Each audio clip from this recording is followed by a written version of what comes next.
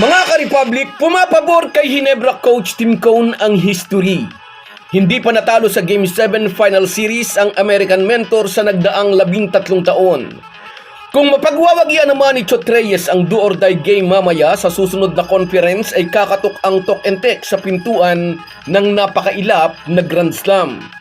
Kaya sa Game 7 mamaya nakataya rin ang bansag kay Tim Cone na Master of Game 7. Walang makakalimot sa huling Game 7 na ibinulsa ng Ginebra laban sa Bay Area Dragon noong 2023 Commissioner's Cup na humakot ng PBA record crowd na 54,589.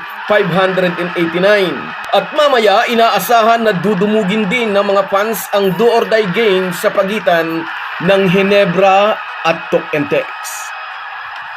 Pag-uusapan po natin yan, pero bago ang lahat ay maglalambing po ako sa inyo na isubscribe ninyo itong ating channel at kung di masyadong makakaabala ay i-like at paki-share na rin ninyo. Malaking bagay po yan sa aming mga vlogger. Maraming salamat. Mga ka-Republic, sa isang laro na wala ng bukas, asahan na ilalabas ng magkabilang kupunan ang lahat nilang alas. May pagkakataon na sana ang Ginebra na maibulsa ang titulo noong Game 6, ngunit nanaig ang puso ng Talk and Text sa endgame kung saan matagumpay nilang naharang ang paghahabol ng mga mag-aalak. At walang mag-aakala, ang player na naging dahilan ng pagkatalo ng TNT sa Game 5 ay siya rin ang magiging hero of the game ng sumunod na laban. Kahit nag-commit ng 3 maagang foul sa first quarter, hindi na nadagdagan pa ang foul ni Poy Eram na umiscore ng crucial 10 points sa fourth quarter para biguin ang Ginebra. Pagkatapos ng penultimate game, ipinagtapat ng TNT coach kung ano ang naging mensahe niya sa kanyang mga players bago ang laro. Compete, lumaban lang kayo at bigyan ng chance ang ating sarili. At nakuha nga ng TNT ang chance na muling kumatok sa pintuan ng championship.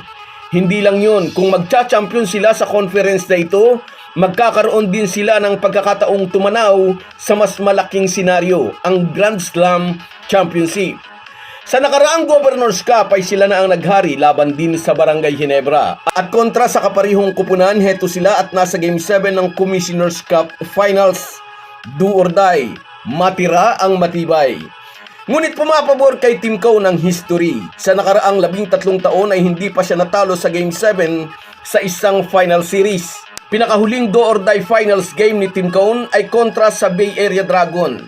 Nasa Ginebra pa noon si Christian Standhardinger na tinanghal ding finals MVP. Bago ang final series ngayong Commissioner's Cup, sinasabing yamado ang Ginebra. Bukod sa healthy, almost lahat ng player nadagdag pa sa hanay ng Gin Kings si Troy Rosario. At tulad noong final series laban sa Bay Area, kondisyong-kondisyon din noon si Jamie Malonzo. Nasa injury list pa noon si Malonzo nang patiklupin ng Talk and Text ang Ginebra sa finals ng Governor's Cup nitong nakaraang conference. At bago nga sinimula ng final series, sinabi ni Chot Reyes at ng TNT Team Governor, underdog daw sila sa lakas ng lineup ng Gin Kings. Nang matalo ang TNT sa Game 5, inulit ni Chot Reyes ang pahayag. Mabigat daw na kalaban ng Gilas. Ang first unit ng Ginebra na sina Japet, Scotty, Troy, Malonzo at Justin Brownlee. Sangga naman ni Al Francis Chua, may mga Gilas players din daw ang Talk and Text. Unang-una na ang sharpshooter na si Calvin Oftana, si RR Pugoy at si Poy Eram na naglaro rin noon sa national team. At si Randy Jefferson na Jordan naturalized player na nakalaban ng ating national team sa gold medal match sa Hangzhou Asian Games. Although nabanggit ang lahat ng ito, kalilimutan lahat yan mamaya sa win or go home match. Huling pagtatagisan ng galing at lakas ng dalawang pinakaastig na kupunan this conference. Kahit may dislocated thumb, pinipilit pa rin ni Justin Brownlee na samahan sa gyera ang kanyang kupunan. Kaya lalo siyang napamahal sa mga Ginebra fans. At kung may tatawid niya ang Ginebra para sungkitin ang magiging pang-12 na championship ng prangkisa, kasabay nito ay maaangkin naman ni JB ang most number of championship para sa isang PBA import. Mayroon na siyang 6 at kung magiging 7 kampyonato mamaya, mababasag ang tied na record nila ng former Alaska Aces import na si Sean Chambers. But it's easier said than done, ika nga, magiging hadlang kay Justin Brownlee at sa Ginebra ang 3-time best import na si Randy Jefferson. Sa Game 6, nakawala sa posas ni Stephen Holt si RHJ at umiskor ito ng 29 big points. Aabangan natin mamaya ang adjustment ni Tim Cone para muling makuntay ng Gene Kings ang former NBA player. At hindi lang si Jefferson ang dapat paghandaan ng mga mag-aalak. Sina Pugoy of Tana at Nambatak ang mga posibleng pumutok para sa talk and text. Sa kabilang banda, sasandal naman kina Justin Brownlee, Scottie Thompson at Jamie Malonzo ang Hinebra. Kung sino ang makapagpapakita ng malagkit na depensa sa ating palagay ay siyang mag-uuwi ng corona. So guys, yan lang muna. Hanggang sa muli.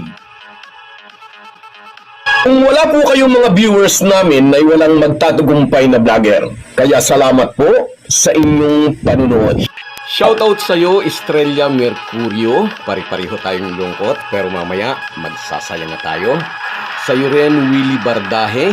Yes, parehas ang laban pero mamaya tayo naman. Sa iyo rin, Jerome Firanco.